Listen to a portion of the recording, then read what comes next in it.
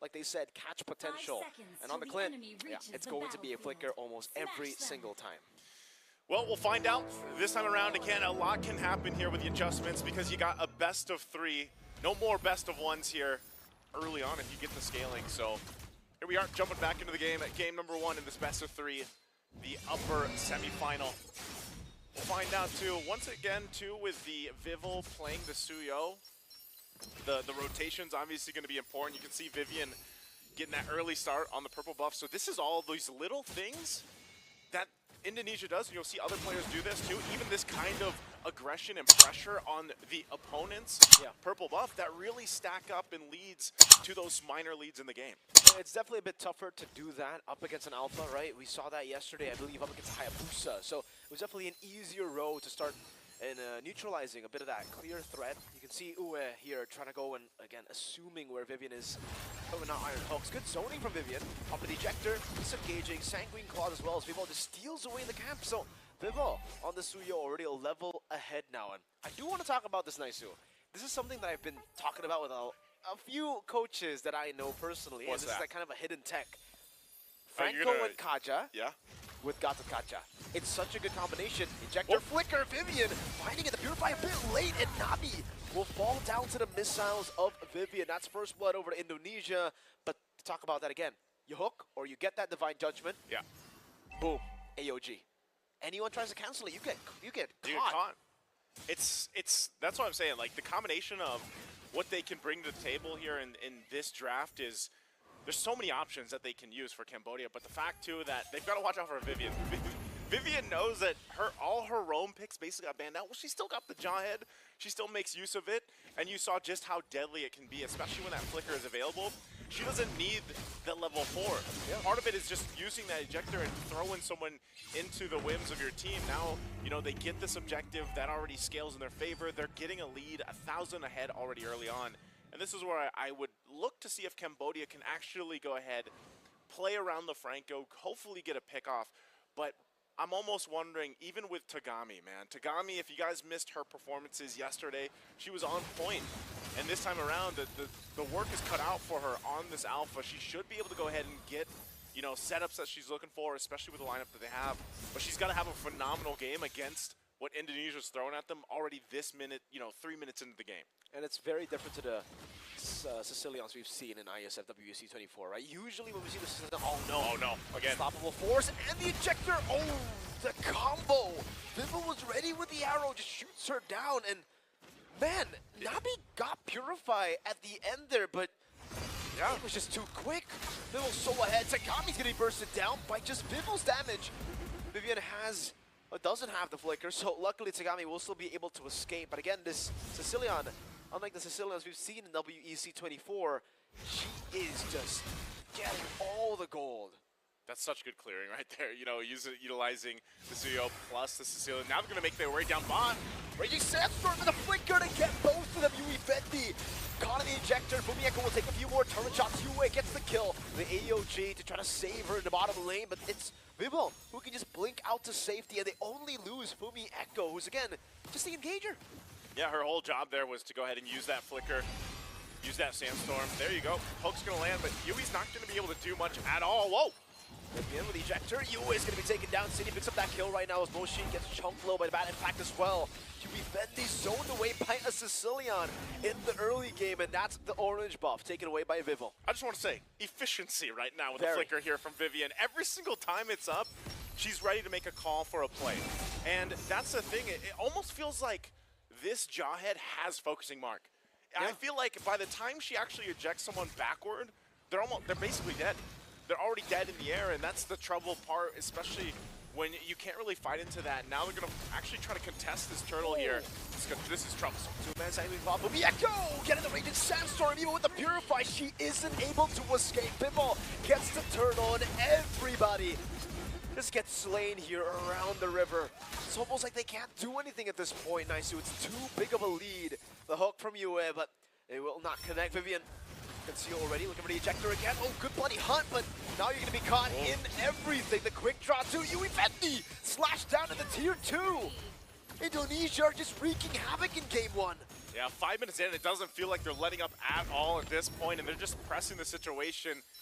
And, you know, Vivian, she's got a couple options. It's either the flicker, the conceal, she makes a play, the rest of the team follows through, and you're just overloaded with damage. You know, this whole time, too, Shell, she's been chilling. She's been having the gold lane experience down at the bottom. She's joined a couple of fights, but she really hasn't had to because there's just so much already happening that Indonesia is able to do. Further in that gold lead now, very comfortable, even with that tier 1 falling. It looks like there's going to be a push up top, but Vival tries to stop that from happening in the top lane. It looks like she's forced off.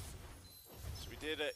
They might actually just rotate up there. They're staying there. It's a 2v1, and anyways, it was cleared out. The Radiant Sandstorm comes out, and Mlbb gets the kill. Moshi, oh no, it might be too close of an AOG. Not far enough to escape, and it's a double for Fumi Echo. Man, oh man, it's just Indonesia, like I said. Every place on the map, that's where they're going to put pressure. There's no opportunity really to breathe for Cambodia right now. Even with this lineup, we got to start thinking, because this is most likely resources taken from them. More pressure on their side of the jungle. Looks like even the tier 2 might go down here if they continue to just knock it down. I think at this point, Cambodia, you know, they don't want to contest this next turtle. They might want to just focus on, all right, what's next? What's the next possibility for us here? And honestly, that's probably by the time the Lord comes up, they might be able to do something. But, you know, again, it's this damage that is just overloading. And even if you actually go ahead and kind of prep yourself up for that objective, Vivian is the problem. There's got to be some form of punishment for Vivian, and if she jumps in and tosses one of the members, it doesn't even matter at this point if she tosses one of the tankier heroes, right? You might be able to go ahead and toss Moshi. That might be the best target in Cambodia's favor, just because, you know, at least you can hope to tank that out or defensively Avatar the Guardian. But it's just so difficult for them right now, and they're going to be forced to actually just stay together because Indonesia doing the same thing. And you see that response from Cambodia. They're going to go ahead and rotate down, try to keep this tier 2 up. But it's just eventually going to get taken down as well, as Indonesia has all the choices they want for objectives or kills at this point. So Cambodia, they got to buy time, and that's a whole lot of time they have to buy. Even if they buy time, though, if we take a look at the grand scheme of things here in Iesf, I'm not too sure what they're buying time for. I mean, the power spikes aren't going to be big enough, and Style Force over to Yui Fendi. Good Bloody Hunt to cancel it out now. That's going to be 1-for-1. Maybe going to be caught. Boom, Echo caught in the AOG in the midst of it all. It's tier 2, just chucking their HP bars low. Shell doing a whole lot of damage with a quick draw. Vival coming back again to clear out the waves. 2 for 2.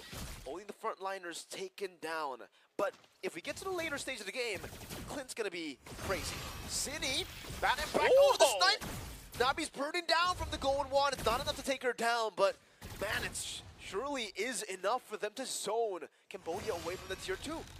Holy Shield's gonna pop here, so they'll at least get the shields down. But like you said, I agree with you, man. I think at some point in the game, you're going against a scaling lineup.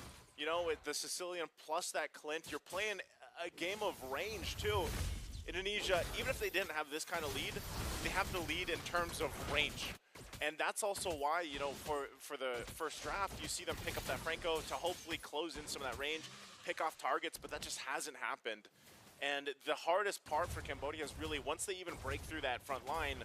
Mind you, that front line is actually putting themselves in danger from Indonesia, so they're most likely going to go down anyway. But then how do you get to the Sicilian? How do you get to Shell here on this Clint? That is the most difficult part to what Cambodia can do. And honestly, if they try to force this at this point, with this kind of deficit, this could be a massacre for this Lord. So it looks like it's going to go and be taken by Indonesia. No contest. It looks like Cambodia is going to try to make a move elsewhere.